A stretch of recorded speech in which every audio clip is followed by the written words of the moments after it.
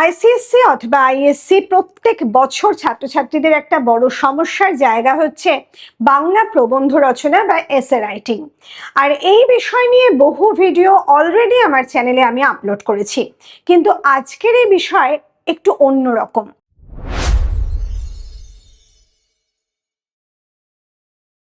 Hello students, চলে এসেছি তোমাদের সামনে আমার আজকের নতুন ভিডিও নিয়ে। আজকের এই ভিডিওতে আমি তোমাদের সামনে একটা বিশেষ রচনা, আর্টিফিশিয়াল ইন্টেলিজেন্স বা কৃত্রিম বুদ্ধিমত্তা অথবা সংক্ষেপে যাকে আমরা বলি এআই, সেই বিষয়টা নিয়ে রচনা কিভাবে লিখব, কিভাবে লিখলে ফুল মার্কস হবে, ঠিক কি না লিখলে মার্কসটা কাটা যাবে না, মানে কি অ্যাভয়েড করলে মার্কসটা ভালো হবে, সেই বিষয়টা খুব ভালোভাবে জেনে নেব। আর শুধুমাত্র আর্টিফিশিয়াল ইন্টেলিজেন্স নয়, আজকের ভিডিওটা দেখার পর আমি বিশ্বাস করি তোমরা প্রত্যেক আইসিএসসি বা আইএসসির ছাত্রছাত্রীরা রচনা লেখার কৌশলটা একেবারে আয়ত্ত করে নিতে সমর্থ হবে। তাহলে চলো আমরা শুরু করি আমাদের আজকের বিষয়, আর্টিফিশিয়াল ইন্টেলিজেন্স বা কৃত্রিম বুদ্ধিমত্তা।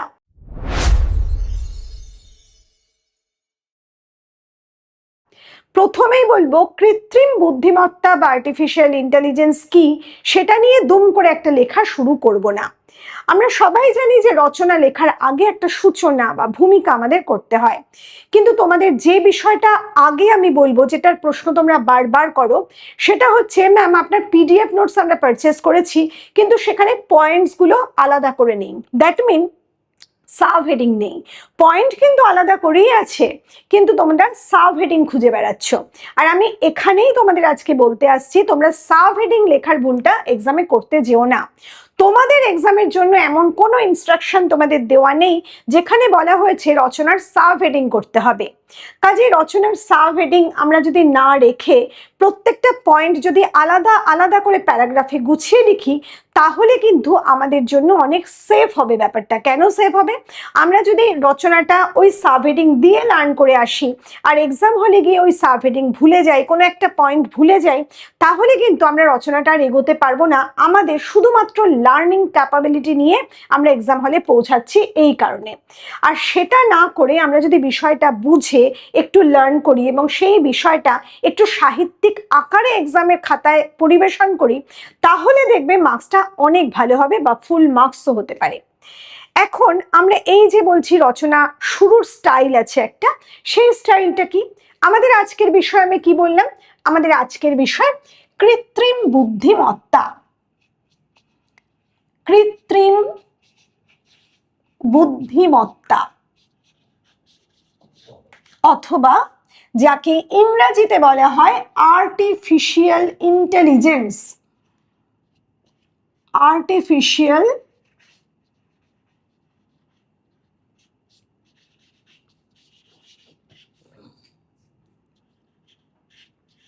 ইন্টেলিজেন্স।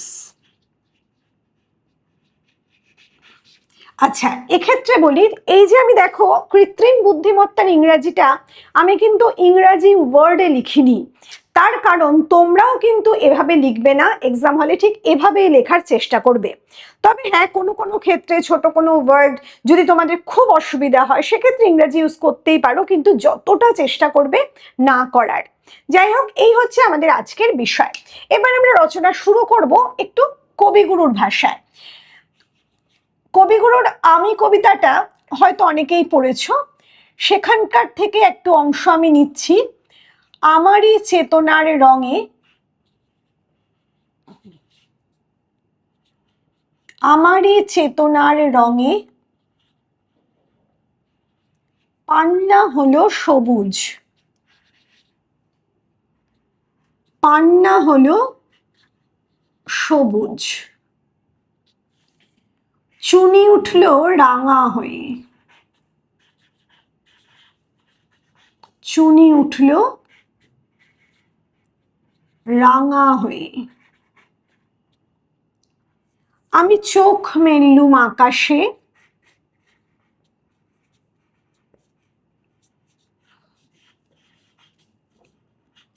আমি চোখ মেললুম আকাশে, জ্বলে উঠল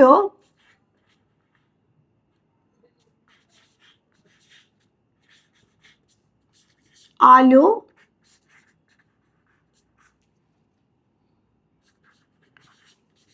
পূবে পশ্চিমে।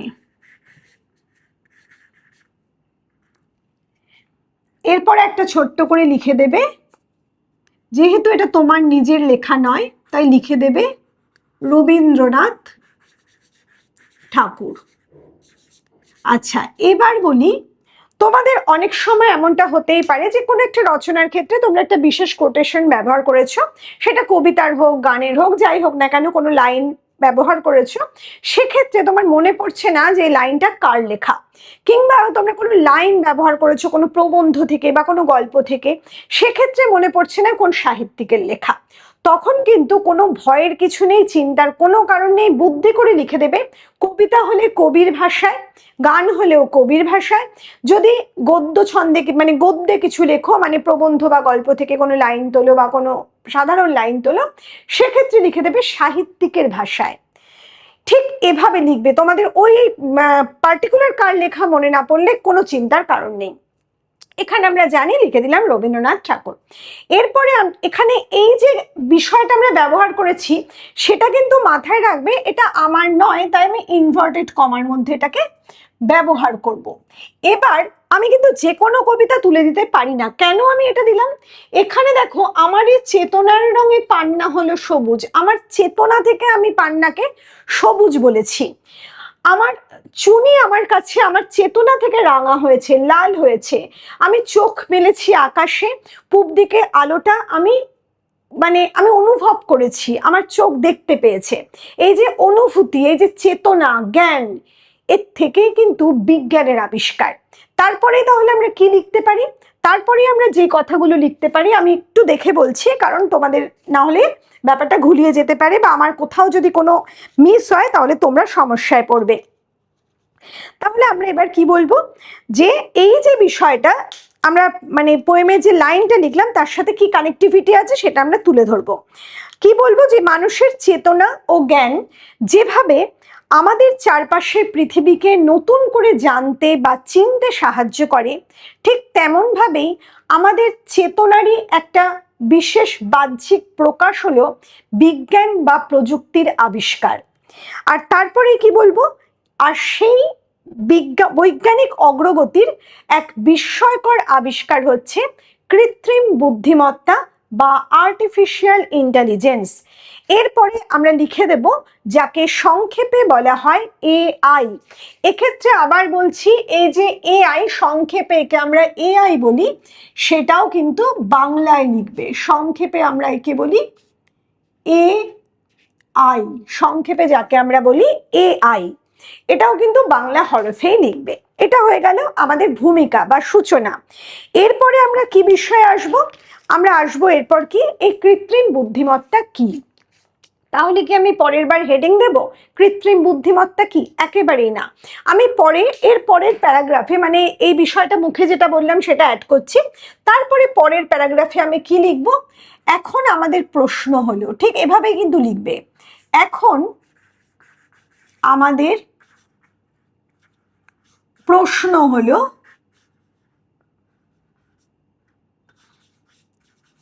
এই কৃত্রিম বুদ্ধিমত্তা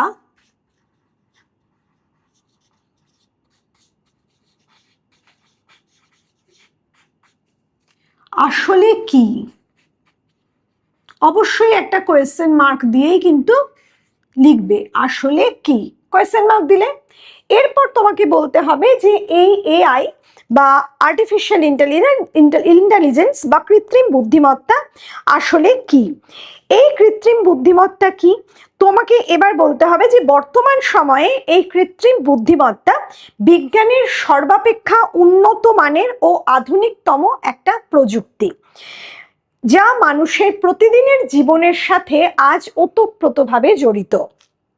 এটা বলার পর এটি অবিকল মানুষের মতোই চিন্তা করতে, শিখতে এবং কাজ করতে সাহায্য করে। একেবারে মানুষের মতোই এআই কাজ করে, ঠিক এই কথাগুলো আমি বলে ফেললাম। এমনকি বহু ক্ষেত্রে মানুষের চেয়েও নির্ভুলভাবে কাজ করতে এই এআই অত্যন্ত দক্ষতার পরিচয় রেখেছে। এটা আমরা লিখে ফেললাম, হয়ে গেল। এই বিষয়টা কিন্তু শেষ।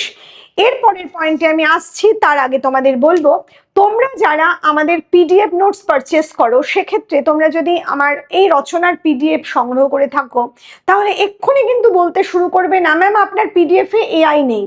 আপনি তো এআই নিয়ে বললেন, 2027-এ এআই অত্যন্ত ইম্পর্টেন্ট একটা বিষয় আমি বলছি ঠিকই, কিন্তু আমার পিডিএফে এখনো আমি এআইকে যুক্ত করিনি, কারণ বিগত বছরগুলোতে এআই খুব ইম্পর্টেন্ট বিষয় বলে আমার মনে হয়নি।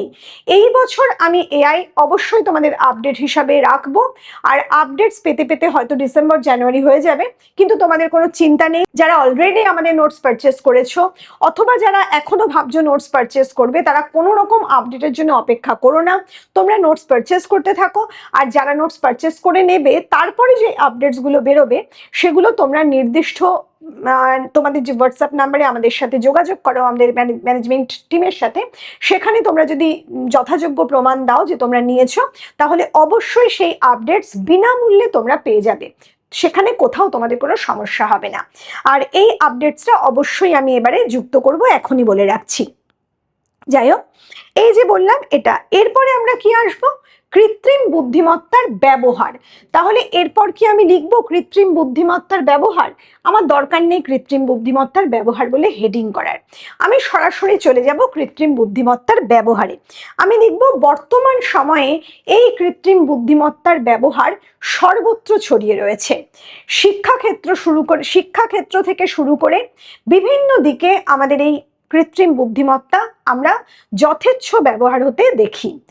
এবার তুমি আস্তে আস্তে পয়েন্ট আউট করবে কোন কোন বিষয়। আমরা জানি প্রত্যেক বিষয়ে, যেমন ধরো শিক্ষাক্ষেত্রে কিংবা তোমার কৃষিক্ষেত্রে, পরিবহন ব্যবস্থায়, ব্যাংকিংয়ে, শিল্প বা উৎপাদন ক্ষেত্রে, বিনোদন বা কেনাকাটার ক্ষেত্রে, নিরাপত্তার ক্ষেত্রে, মহাকাশ গবেষণার ক্ষেত্রে, সমস্ত ক্ষেত্রে কিন্তু এই এআই এর ব্যবহার আছে। তাহলে প্রত্যেকটা বিষয় কি আমি একেবারে ডিটেলে লিখবো? একেবারে কিন্তু বিষয়টা তা নয়। আবার প্রত্যেকটা বিষয়ে কিন্তু আমি এইভাবে লিখে যাব যে শিক্ষাক্ষেত্রে এই এআই কে আমরা অত্যন্ত ব্যবহার করি, আমরা শিক্ষাক্ষেত্রে বিশেষ ফল লাভ করি, এভাবে শেষ করব? একেবারে তা নয়। আমরা কি করব, 4টে পয়েন্ট চুজ করে নেব, কোন 4টে পয়েন্টকে আমরা বিস্তারিত ব্যাখ্যা করব। তোমরা ছাত্রছাত্রীরা যেহেতু রচনা লিখছো, প্রথমে শিক্ষাক্ষেত্রটা বেছে নাও, শিক্ষাক্ষেত্রে এর ব্যবহার কিরূপ। তাহলে এই যে তুমি বললে বিভিন্ন দিকে ব্যবহার হয়, তারপরেই বলবে যেমন শিক্ষাক্ষেত্রে এর ব্যবহার আমরা বিশেষভাবে দেখতে পাই। এবার কি বলবে, ছাত্রছাত্রী অথবা শিক্ষক যেই হন না কেন, তাদের বহু বিষয়ে, বিভিন্ন বিষয়ে জানার জন্য, বিভিন্ন বিষয়ে প্রশ্ন উত্তরের ক্ষেত্রে তারা এই এআই বা কৃত্রিম বুদ্ধিমত্তার সাহায্য নিতে পারেন। কৃত্রিম বুদ্ধিমত্তার সাহায্যে বিভিন্ন বিষয়ের বিভিন্ন নিখুঁত ব্যাখ্যা পাওয়া যায়, বিভিন্ন জ্ঞান পাওয়া যায়, এমনকি প্রশ্ন তৈরি করতে বা প্রশ্নের উত্তর তৈরি করতেও এই এআই ছাত্র বা শিক্ষকদের যথেষ্ট সাহায্য করেন। এভাবে তোমরা বিষয়টাকে এক্সপ্লেন করলে আরো একটু লিখতে পারো, আমি সংক্ষেপে শেষ করছি। এরপর তোমরা যে বিষয়টায় আসবে সেটা হচ্ছে ধরো চিকিৎসা ক্ষেত্র।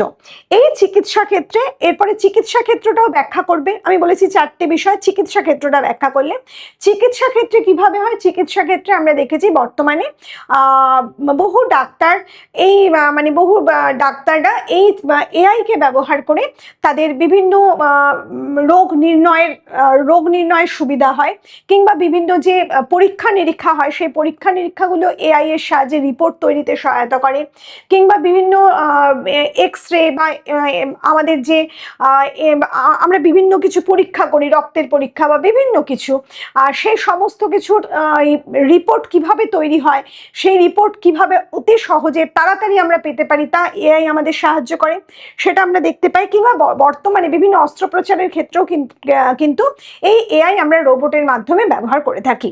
এভাবে চিকিৎসা ক্ষেত্রে আমরা বলতে পারি। এছাড়াও বিভিন্ন রকম রোগ নির্ণয়ের ক্ষেত্রে ব্যবহার তো হচ্ছে, রোগ নিরাময়ের ক্ষেত্রে, বিভিন্ন ঔষধ ব্যবহারের ক্ষেত্রেও, ওষুধগুলো কোন রোগের কোন ওষুধ ব্যবহার সেই বিষয়ে আমরা ব্যবহার করি, কিংবা নতুন নতুন ওষুধ তৈরিতে কাজে লাগে, বিভিন্ন গবেষণায় কাজে লাগে, এভাবে আমরা বলতে পারি। এরপর আমরা বলবো পরিবহন, সেটাকেও আমরা ব্যাখ্যা করব। পরিবহনের ক্ষেত্রে কি, আমরা জানি বর্তমানে বিভিন্ন স্বয়ংক্রিয় গাড়ি আছে যেগুলো এই এআই প্রযুক্তিবিদ্যার সাহায্যে কিন্তু নির্মাণ করা হয়, সেটা একটা কারণ। তাছাড়া আমাদের যে যানজট বিশ্লেষণ, মানে বিভিন্ন জায়গায় কোথায় জ্যাম হচ্ছে, কোথায় সমস্যা হচ্ছে, সেগুলো কিন্তু এআই এর মারফতই আমরা গুগল থেকে জানতে পারছি। সে বিষয়টা তোমরা লিখবে। তাছাড়া যে কোনো জায়গায় বর্তমানে যাওয়ার জন্য আমাদের এই এআই নির্দিষ্ট পথটা কিন্তু আমাদের দেখিয়ে দিতে সাহায্য করছে। কোন পথ আমাদের সহজে সেই নির্দিষ্ট জায়গায় পৌঁছে দেবে, সেটা কিন্তু এআই এর মাধ্যমেই সহজ হচ্ছে। এই বিষয়টাকে ব্যাখ্যা করবে। এরপরে যে বিষয়টা ব্যাখ্যা করবে সেটা হচ্ছে কি বিনোদন এবং কেনাকাটা। বিনোদন কেনাকাটা কি? বিনোদনের ক্ষেত্রে তোমরা জানো বিনোদনের বিভিন্ন সোশ্যাল মিডিয়া আমাদের বিনোদনের জন্য লাগে। এছাড়া মুভি দেখা, গান শোনা, এই ধরনের বিভিন্ন কাজে বিভিন্ন অ্যাপ ব্যবহার হয়। এই সমস্ত অ্যাপ তৈরিতে, এই অ্যাপের বিভিন্ন কার্যকারিতার জন্য এই এআইকে কিন্তু ব্যবহার করা হয়, সেই সমস্ত ব্যাখ্যা দেবে। এরপর কেনাকাটা। বর্তমানে কেনাকাটার ক্ষেত্রে এআই কিন্তু অত্যন্ত মানে প্রয়োজনীয় একটা বিষয় হয়ে উঠেছে। কারণ আমাদের প্রয়োজনীয় যে জিনিসগুলো আমরা কিনি, সেগুলো কিন্তু আমরা এআই এর মাধ্যমেই সংযুক্ত করি বিভিন্ন অ্যাপে। এই যে অ্যামাজন অ্যাপ বা বিভিন্ন রকম কেনাকাটার যে অ্যাপগুলো আমরা এখন দেখি, সেই সমস্ত কিন্তু এই এআই দ্বারাই নির্মিত বা পরিচালিত হয়। এছাড়াও এই এআই আমাদের পছন্দ অপছন্দ সেগুলো কিন্তু জানতে পারছে। আমাদের এই মোবাইলের মধ্যে সেই স্ক্রলিং দেখে আমাদের বিভিন্ন রকম অনুসন্ধানকে চেক করে, আর তার ফলে আমরা যখনই বিভিন্ন কেনাকাটা করতে যাচ্ছি, সেই জিনিসগুলো কিন্তু আমাদের প্রয়োজনীয় বা আমাদের পছন্দের জিনিসগুলো আমাদের হাতের সামনে, চোখের সামনে ভেসে উঠছে। এভাবে আমাদের সাহায্য করছে এআই, এটা বলে দিলাম। এরপর আমরা কি বলবো না, শিল্প ও উৎপাদন ক্ষেত্রে কিভাবে সহায়তা করছে। রোবটের সাহায্যে বিভিন্ন শিল্প উৎপাদনে আজকাল এআই আমাদের যথেষ্ট উপকার করছে। এছাড়া যান্ত্রিক ত্রুটি বিচ্যুতি নির্ধারণে সাহায্য করছে। উৎপাদনের ক্ষমতা বাড়াতে বা উৎপাদনকে উন্নত মানের করতেও কিন্তু এআই এর সাহায্যে বিভিন্ন প্রমাণ বা পরীক্ষা নিরীক্ষা কিংবা বিভিন্ন জ্ঞান আহরণ করছে বিভিন্ন মানে সংস্থাগুলো, বিভিন্ন পরিচালক কমিটিগুলো, মানে যারা এই সমস্ত বিষয়টা দেখছেন তারা। এটা হয়ে গেল। এই যে চারটে বিষয় আমরা ব্যাখ্যা করে বোঝালাম, এরপরে আমরা বলবো শুধু এই বিষয়গুলোই নয়, এছাড়াও এআই এর বিভিন্ন ব্যবহার আছে, যেমন নিরাপত্তা ক্ষেত্রে, মহাকাশ গবেষণায় বিভিন্ন রকম ব্যবহার কিন্তু আমরা দেখতে পাই। এবার এই যে বিষয়গুলো আমি বলছি, সেগুলো ছোট ছোট করে কিভাবে ব্যবহার হয় সেটা একটু বলে যাবে। আর বিশেষ ব্যাখ্যায় কিন্তু আমরা যাবো না, একটু সামান্য পয়েন্টসগুলো ছুঁয়ে ছুঁয়ে আমরা চলে যাব। আচ্ছা, এর আগে একটা বিষয় আমরা মিস করেছি, যেটা অবশ্যই বলা উচিত আমার মনে হয়, সেটা হচ্ছে কৃত্রিম বুদ্ধিমত্তার ব্যবহারকে বলার আগে আমরা বলবো যে এই কৃত্রিম বুদ্ধিমত্তার আবিষ্কার নিয়ে কিছু কথা। প্রথমে বলি, তোমরা অনেকেই বিভিন্ন রকম বৈজ্ঞানিক জিনিস সম্পর্কে যখন লেখো, বৈজ্ঞানিক বিষয়ে লেখো, রচনা লেখো, সেক্ষেত্রে তোমরা তার আবিষ্কারক কে সেটা নিয়ে লেখো। কিন্তু এক্ষেত্রে এআই বা কৃত্রিম বুদ্ধিমত্তার আবিষ্কারক কে সেটা কিন্তু এক কথায় বলা একেবারেই সম্ভব নয়। কারণ কোনো মাত্র একজন ব্যক্তি কিন্তু এই সম্পূর্ণ প্রযুক্তিটাকে আবিষ্কার করেননি। বিভিন্ন মানুষ, বিভিন্ন বৈজ্ঞানিক বহু বছর ধরে বহু পরীক্ষা নিরীক্ষা চালিয়ে এই উন্নত আধুনিকতম প্রযুক্তিকে আবিষ্কার করেছেন এবং একে এগিয়ে নিয়ে চলেছেন। কাজে এই বিষয়টা আমরা একেবারেই লিখব না, শুধুমাত্র এটুকু লিখব যে এই এআই বা কৃত্রিম বুদ্ধিমত্তা বা তোমরা যেভাবে লিখছো আর্টিফিশিয়াল ইন্টেলিজেন্স কোনো একজন ব্যক্তির দ্বারা আবিষ্কৃত হয়নি। বহু বছর ধরে বহু মানুষের অনলস প্রচেষ্টায় এই বিষয়টা আবিষ্কার হয়েছে এবং বর্তমানে আধুনিক থেকে আধুনিকতম প্রয়োগের জন্য আরো প্রচেষ্টা চলছে। এটা একেবারে বন্ধ হয়ে যায়নি, বিষয়টা একেবারে বর্তমানে আছে, চলছে, এখনো এর আবিষ্কার চলছে, অগ্রগতির সাহায্য হচ্ছে। এটা এভাবেই লিখবে যেটুকু আমি বললাম। এরপরে তুমি যে বিষয়টা লিখতে পারো সেটা হচ্ছে এটি এই আর্টিফিশিয়াল ইন্টেলিজেন্সের নামটা প্রথম কে প্রবর্তন করেন সেটা তুমি দেবে 1955 খ্রিস্টাব্দে মার্কিন গণিতবিদ ও কম্পিউটার বিজ্ঞানী জন ম্যাককার্থি। এই নামটা আমি এখানে লিখে দিচ্ছি তোমাদের যাতে ভুল না হয়। এই আর্টিফিশিয়াল ইন্টেলিজেন্স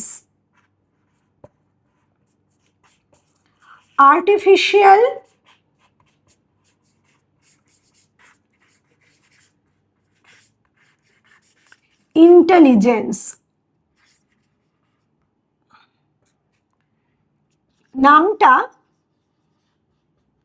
প্রথম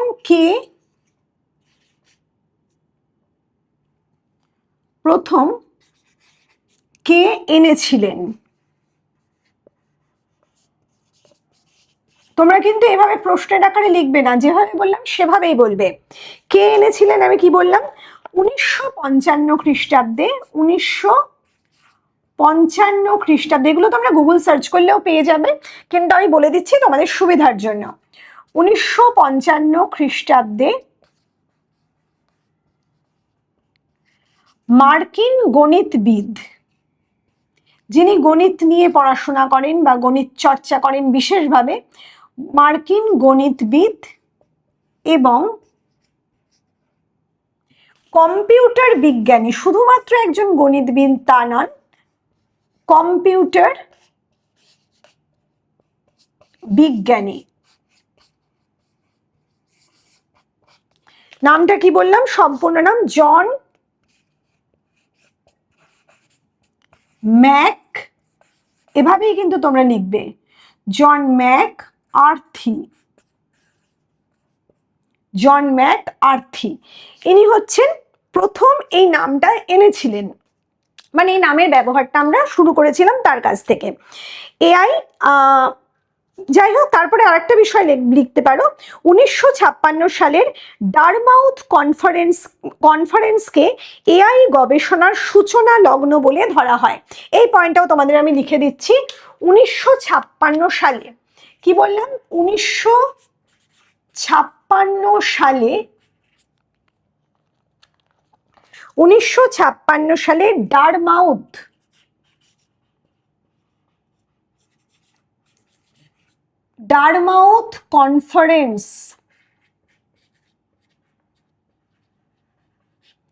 ডারমাউথ কনফারেন্সকে এই এআই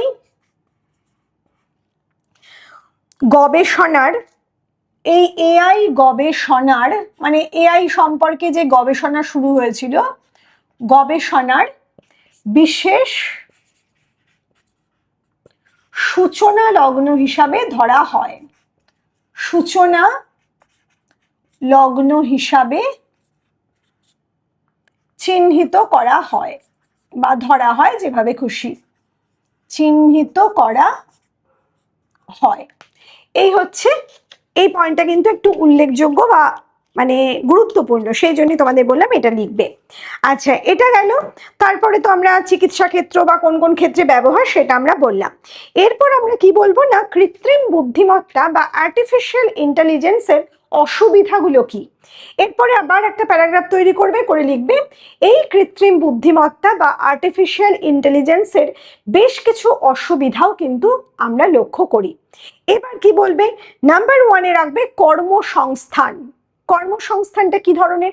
কর্মসংস্থান বলে হেডিং করতে হবে না, তুমি বুলেট দেবে, একটা বুলেট দিয়ে লিখবে বিশেষ করে কর্মসংস্থানে মানুষ মনে করছে যে কর্মী নিয়োগ আরো কমে যেতে পারে, কারণ বিভিন্ন ক্ষেত্রে বিভিন্ন বিষয়ে এআই বিভিন্ন রকম সমাধান নিজেই করে দিচ্ছে। এর ফলে বিভিন্ন সংস্থা কর্মী নিয়োগ কমিয়ে দিচ্ছে বা ছাঁটাই করে দিচ্ছে, এটা একটা অসুবিধা। নাম্বার 2 আমরা কি বলবো? নিজস্ব চিন্তা শক্তির হ্রাস। সেটা কিরকম? মানুষ যথেচ্ছভাবে এআই এর ব্যবহার শুরু করেছে, যার ফলে আগে যেমন নিজে চিন্তা করে কোনো একটা কাজ করা হতো, সেই সৃজনশীলতা যাকে বলা হয়, সেই সৃজনশীলতা মানুষ হারিয়ে ফেলছে। মানুষের মস্তিষ্কের বিকাশ কমে যাচ্ছে, মানুষ বিশেষভাবে এআই নির্ভর হয়ে পড়ছে। এটা কিন্তু একটা অসুবিধা বা খারাপ দিক। নেক্সট আমরা কি বলবো? ভুল তথ্যের যে একটা সম্ভাবনা। অনেক সময় দেখা যায় যে এআই বিভিন্ন চ্যুতি বিচ্যুতির কারণে, যে বিভিন্ন রকম টেকনিক্যাল চ্যুতি বিচ্যুতির কারণে, অথবা কোনো রকম ভাবে, আমাদের তো এআই তো সর্বদা শিখছে, এআই এর শেখা তো শেষ হয়নি, কাজে সমস্ত বিষয় এখনই কিন্তু এআই একেবারে বিবিধ জ্ঞানে জ্ঞানী হয়ে ওঠেনি, ফলে বিভিন্ন ক্ষেত্রে এআই ভুল তথ্য দিয়ে থাকে, যার ফলে ভুল তথ্য দেওয়ার ফলে ছাত্রছাত্রী হোক বা ডাক্তাররা হোক, বিভিন্ন যারা এআইকে ব্যবহার করছে সেই ব্যবহারকারীকে নানান রকম অসুবিধায় পড়তে হয়, এবং এটা একটা বড় রকমের অসুবিধা। এরপর আমরা কি বলতে পারি? এর অপপ্রয়োগ। এআই দ্বারা বিভিন্ন রকমের অশ্লীল ছবি তৈরি করা হয়, বিভিন্ন ফেক ভিডিও তৈরি করা হয়, যা সমাজ মাধ্যমে ছড়িয়ে পড়ে এবং ব্যক্তিগতভাবে বা প্রাতিষ্ঠানিকভাবে কোনো মানুষকে বিভিন্ন ক্ষতির শিকার হতে হয়। এটাও একটা অসুবিধার দিক। এরপরে আমরা কি লিখবো? প্রতারণার দিকটা। প্রতারণা কি?